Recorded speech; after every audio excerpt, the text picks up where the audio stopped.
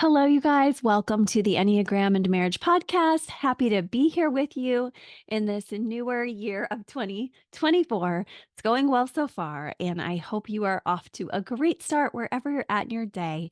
I am so grateful that we get to talk together today about how to grow closer with the Enneagram and marriage. I think that that's the number one question I get from people who are looking to change their relationship.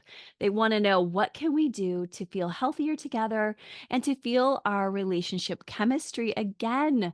Because as we know, after that honeymoon season of a relationship, often people start doubting their love story. And so thousands of us here through this podcast and the offerings we have rekindled our love through the Enneagram and marriage. And of course, a myriad of other spaces and places before, after, during this time too. So I welcome you to this podcast and today to this special journey where I'm going to walk you through some really great steps for doing this in your relationship, whether you've been a longtime listener and friend here, or if you are just getting started out. So at the end, I'm also going to talk about my course for those who just need that personal touch to spend time together with others on that journey of really wanting to embark across the pages of your love through my book, The Enneagram and Marriage, Your Guide to Thriving Together in Your Unique Pairing. So we'll talk about that too. But I'm so glad we can just take that pulled back look and say, how do we grow closer through the Enneagram together? So, first and foremost, I want to help you to understand that one of the most important basic steps you can take to growing through the Enneagram is to know yourself, right? Descartes, I think, therefore I am. And it's no different here if you're not thinking about yourself. And I don't mean that in this exclusive way, like you're not thinking of others, but I do mean it in the way that if you're not considering who you are and you're only looking at your spouse, you're going to be missing out on some huge opportunities for growth this year and beyond. So I really want you to do that thinking. And I also want to really help you to allow yourself to look at your type closely. So you may have done this recently. And if you have or haven't, I'm going to refer you to my enneagramandmarriage.com website so you can make sure you get right on that freebie that I have for you, your typing guide. And if you're already on the email list and you're wondering, how do I get it? Then you can go to the freebies page, or if you're new, then just right away you can sign up and get that freebie as you sign up for the email list for the first time. So that will allow you to look at yourself as a refresher or the first time and say, what's going on inside me? And you might not know your type. And so that might even be a deduction for you too. Like, ooh, I'm learning to think about who I am and maybe discover or rediscover my type in a new way. Many of us took a test actually at the beginning of our Enneagram work or even later down the road and discovered that we thought we were this or that type. But when you read through my typing document, you'll see that I try to hit the deeper places with you. So I'm asking, what makes you feel safe? How do you feel like you give out love? And all these ways of knowing yourself. And that's the first step in knowing how you work and how you are wired so that when you're coming towards your spouse, you have this self awareness and you're not asking for them to do your work for you. A lot of times that's what kind of comes to my door when people are doing their work with me as couples is somebody saying to their spouse, like, you aren't making me feel safe. And some of that we can work on. Some of that is your journey to do, most of it, in fact. So I always am trying to empower individuals to do their work. And some of my clients are just individuals for that very reason. But I also want to emphasize this self discovery. You can share it with your spouse if they're willing. You can say, oh, I'm just rediscovering a bit more details and nuance about myself. I'm remembering some of my triggers. I'm learning some of my strengths, some of my gifts, and some of the ways that I feel safe. And I'm just doing this typing guide. Again, it's free and you can just grab that, like I said, at my website. But you might even be doing that right now. So I'm going to give you a moment to just reflect on that right now yourself. Either way, just what makes you feel so safe? What makes you feel so good? And allow yourself to sit with that question. And you might even have some love languages or Trudy's love styles rolling through your head right now. That's okay too. but allow yourself that moment to ask, what makes you feel safe? And now here's another caveat. Before we get into your relationship together to grow closer, I'm going to help you to feel better about yourself. I'm going to ask you to allow yourself to start setting the boundaries you need to make sure you feel that safety that you require in that particular way. So it might be that you're like, oh, I feel like I'm a two and all I do is give. And so I want my spouse to do that work for me, to give for me. And you might start to get manipulative with them for that reason. And instead, I want you to take a moment and say, okay, as a two, if I feel like I'm giving so much in order to find love, how about I begin to honor myself and love myself and set the boundaries with others that I need so that I can get the rest I need? And that will start you off on the right foot this new year with your partner too. Because whatever your type, whatever your vice, and you can see them all in my freebie, you will find that part of you that is looking for your spouse to meet it. I know for me, it's this excess of I need more, I need something else. And I can't, Wes couldn't even do that if he tried. So I have to take ownership for that and say, I know that about myself, and I have to allow rest into my life. And I have to allow boundaries in so that I don't just keep doing more and more. And for me, it would be creative, intellectual opportunities. Whereas a two, it might be time together with somebody. And so I think that we all have to do our own work wherever we land. And of course, others of you, it's not that at all. It's more, I just want my introvert time and I just want to feel safe and cozy and I just want to make sure that I'm achieving and all of that is okay because that's your gift. But it all has also this flip side cautionary tale to say, like, hey, your coziness is good, but it's not the only thing. Or, you're achieving or your safety is important, but so is other people's safety. And so is other people's achieving and being heard. And so we have to allow ourselves to reconcile with who we are and some of our own work to do before we demand or require our spouses to do anything. In fact, I'm going to challenge you not to require anything of your spouse other than loving you. Because I think that, of course, each of your spouses or partners will do that in their own way. And you can't control them or require anything of them. You have to set your own boundaries and take care of you. You're an adult, and it'll be a part of your work to invite each other to be part of that inner work together and attachment bonding. That's very important to marriage. But even more important is that you don't lay all of your burdens on your spouse, that you understand who you are and that you're doing your work. So that is the first step. And thankfully, it involves boundary setting. So you don't have to feel like you're doing all this hard work without balance, because I'm inviting you into doing this work with grace and with balance so that you can say to yourself, I know I struggle with this or that issue. I know that I also have this or that gift. And here's how I'm choosing to bring new rhythms of safety and health and love and goodness into my life this year. And so take some time to just write that out for yourself. What am I doing to find my way back to who I need to be when I'm healthy?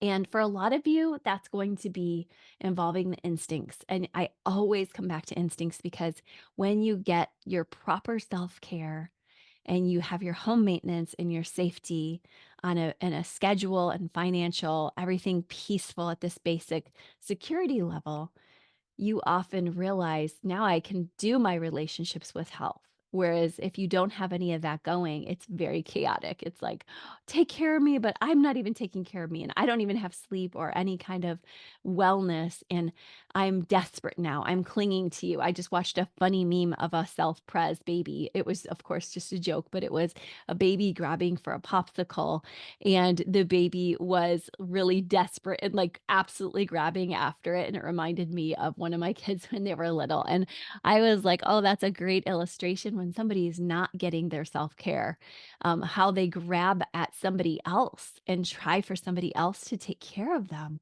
And that's not attractive because our spouse wants to know that we're adult. They may appreciate the id portion, that child portion of our brains at times. But most of the time they need to know they married an adult who's able to reflect and to self-discover and do their own work and to tell their partner about doing their own work. That's huge. That's beautiful. So I want you to hold that and hold your boundaries too, so nobody's walking all over you. I have to do that sometimes on our Enneagram and Marriage Instagram. People are by and large absolutely so kind. But this week, a couple of people were so rude after we poured our hearts out. And Hannah and I were just like, oh my gosh, we had literally tried to make sure that everyone felt so loved and seen. And somebody was like so shaming. And I was like, wow, I'm just going to let you sit with that for a little while. And, then I was like, "You know what? I'm not sitting with this for any longer," and I deleted the comments, and I was like, "You know what? Like, I think you hopefully felt loved, but it sounds like you didn't, and so we're gonna push that comment away because you are a very cruel person in this moment." And so I think that sometimes you do have to do boundary setting, which allows you to really feel and express and even set that tone with your spouse or whoever it is in your life. In this case, obviously, it was a stranger, so it wasn't as stressful, but just to be able to say, "I have noted that my life has been touched negatively by somebody, and I have to take a step back, a boundary. I have to understand that it's not my job to fix everything or everyone in this world," even though so much of me is like, "I've gotta fix people, I want to fix people," and just to be able to say, "No, I have to leave that to God." That's actually my type 2 work to, like, that's God's job. I don't have to do that. Hannah doesn't have to do that. You don't have to do that, but you do have to do what you feel called to do and what is yours to do. And so that part of it we know is loving your spouse. And to do that, we want you to have your self discovery and allow yourself to get regulated in that self pres instinct. Another word for getting regulated is to self soothe so that you know, and self-soothing is part of the whole journey of marriage growth and closeness because most of the time when people are dysregulated in their marriage, it's because they're doing that thing where they're asking their spouse to do everything and become everything to them. So it's extremely important that you take this self-pres instinct and say, okay, we're all surviving, we're all trying to just make it in the world. Where am I showing up in a way that is grabby, insistent, maybe has no boundaries? Maybe I'm pushing too hard or pushing against too much or withdrawing so much. We just did that attachment episode. When is that firefighter running in to save everybody? When can you just say, you know what? Like, I've done a good job today and I'm going to rest. And I'm going to allow for myself to just take some time to be at peace so that when you come together, with your spouse, you have something to give in that sexual instinct. And so that is the next piece to remember is now that I have reminded you how desperately you need boundaries and self-soothing and self-care. And you don't have to feel guilty for that. We're not staying there all day. We're just making sure we are reuptaked and that our glass is not empty. Um, but to be able to say, now I'm going to spend time attracting my spouse. Now I'm going to spend time telling my spouse what it is I want that's reasonable to ask. This is a good space because I'll be honest, our spouses want, deserve, and need to know where our hearts are at. They need to know what's going on under the surface, if we've had a bad day, or if we would really love a date, or if we would really love a special adventure. They need to know if we would love a walk and talk, even something simple like that, or a plan ahead for the next week so that you guys have something to look forward to together. Your spouse needs to know that you want to grow closer. And that may seem like such an obvious statement, but I'll be honest, a lot of the time, spouses are spending literally 15 minutes a day by some accounts together, and that's it. And so just allowing yourself to talk together is great. Allowing yourself to plan, to dream, to share your hopes together. This is huge. So that's your next step in growing closer, aside from your self-regulation, is to allow in space for dreaming and connecting and to create safe spaces for doing that, which of course required that first step that we talked about. So make sure that you take some time to allow your spouse also to share what they would like to do. And probably there's things you like to do, things they like to do. So you've got to find some things you both like doing and talking about. An easy date that we often enjoy together is a bookstore date because we both enjoy books. We both enjoy learning and we can talk about what we learned, grab a quick coffee. That's wonderful. Maybe a walk and talk too if you need to get some excess energy out or you just love that invigoration.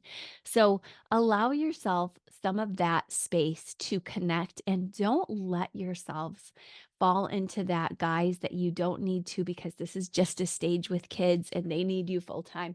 I know they need you full time, but your spouse needs you too, and you need them. You need adult time so that it's not just about the kids. So I want to encourage you because many of our listeners are here thinking about those stages like little kid years or older kid years and work years. And those are all important things, but coming together and connecting. And you also heard Scott Kadersha say, praying.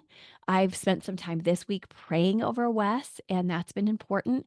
He got some blood work back, and at first it was sketchy, and then he got it again, and it was fine. And it just felt like it was that space of allowing some time for praise versus just keep moving forward and not caring. And of course, he'll have to do continued exploring about sleep issues as they come up, but just to sit with your spouse in the vulnerable spaces is part of growing closer together versus like, oh, I don't want to talk about anything uncomfortable. I don't want to be intimate. If you don't want to talk about things that are uncomfortable or be intimate, then you can't grow closer together. I was just actually enjoying thinking about that, how when we are really trusting each other, it's because we're going through something and we're holding space for each other to go through it versus like everything's good. We don't talk about that. It's so cool when we can instead say, you know what, like, how's life for you lately? What can I walk you through? What are some things that have been heavy on your heart lately? And also, as I said, here in this space, sharing your dreams so that you don't forget that.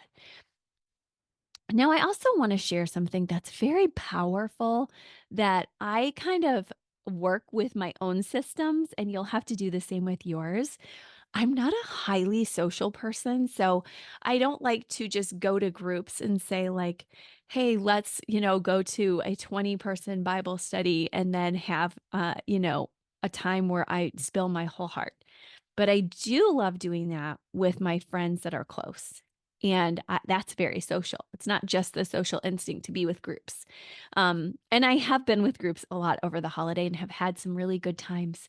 But often, even in those groups, you'll see me head, and I think you too, probably most of us, where we head into smaller corners of that group and we talk a little bit with, everybody for a little while. And then we come into some one-to-one conversations or triad conversations, and we allow these deeper conversations with others to expand our own relationships because we're learning socially all the time. How do other couples do things? What are they walking through that's similar to us? And what can I share with my friends that they can hold me accountable to? I know my dear friend Stacy is probably coming in March. Stacy, if you're listening, I can't wait. One thing I told her was we leave all these Voxers, and I just left her a Voxer today. I left my friend Carla a Marco Polo because she's a heart type who needs to see. And I said, Stacy, there's things that I want to say that I don't want recorded also. So I can't wait to see you socially. And that was funny because we saw each other when I went to Michigan at Thanksgiving, but it was so busy with that social that it never even crossed my mind. We were bowling with all my nieces and nephews. So we talked about some deep things, but it wasn't super deep. It wasn't this kind of closeness that you can get when you're really investing in relationships that will help your own relationship to grow. And when I say your own relationship, I mean we talk about marriage stuff and we allow ourselves to really have safe spaces to do that work that will help Wes and I to do better. And I hope you do that with your friends. I hope you do that with me in our course that I'll talk about in a little while if you need some extra care. But I really want you to know there are people and places which are worth investing in for you to do that. Because I know that you're probably like, I have to get work done. I have to take care of those kids. But like I said, you are worthy. And if you're giving almost nothing to your family, friends, socially, and expecting that you'll feel good in your relationship, it's never going to happen. But on the other hand, if you're like, I'm committed to setting the boundaries I need and to walking through those with self soothing. I'm committed to opening up intimate conversations with my spouse, even though it might not always be fun. I'm committed to dreaming and planning adventures. And I'm also committed to expanding myself in my particular route and way socially to allow myself to learn and to grow with friendship with people who can hold me up to the standards that I know I have for myself. This is good stuff. Also, just holding space with you as you walk through something. Wes and I walked through something so big over the last few months, especially the summer, but even through the fall and winter. And I was sharing with Carla, like, it's been so beautiful to walk through it, but to have her bear witness to it is a whole other level. And also my friend Elisa and I, we have a meeting every 2 weeks over Zoom, and we were talking about that too. And she cries almost every time we've been praying lately. And it has been such a gift to me to see the heart of my friends who love me and are holding. Oh my gosh, it makes me wanna cry just holding love out for the work I'm doing to make sure that we're healthy. It gives me so much courage, and maybe you don't have friendships like that, but to be honest, I know they're out there waiting for you because if you're listening here, you're a really kind person who wants to grow because nobody else, let's face it, is going to listen to this podcast except for kind people who want to grow. So you're going to find people like that too. And make sure you join my class or our collective or get involved in E&M in some way if you want to meet other people like that, because the truth is they're out there. And so I just wanted to encourage you to say, I'm proud of you, to say, as you do this new year, take something from today's episode and wear it well, wear it beautifully, and know that you're going to emerge so brightly, so much more fully and refined. I think about that refiner's fire walking through it and really coming out with just such clarity when we put on this kind of growth together. And for those who want to do that work together with me, make sure you do join me. We're starting up this Thursday, if you're listening live, January 11th, 2024. And I'll keep it on evergreen if you're listening later. But we're going to have some live time together walking through the pages of your love story and my book, The Enneagram in Marriage, Your Guide to Thriving Together in Your Unique Pairing, so that I can walk you through conflict styles and instincts and each of these faces of the types so that you can come away with clarity about how do we really do this work together. I know what our types are. I know I even have some insight, but how do we walk from feeling distant to feeling close and connected? So we're going to do that and we're going to do that together. So I hope you'll join me. And if you want $100 off, use the code 100 at the link in the show notes too. But I'm grateful for this time with you today. I look forward to getting to meet those of you who joined the course. And also this Wednesday's episode, we have a very special couple on. Okay, talk to you later. Bye-bye.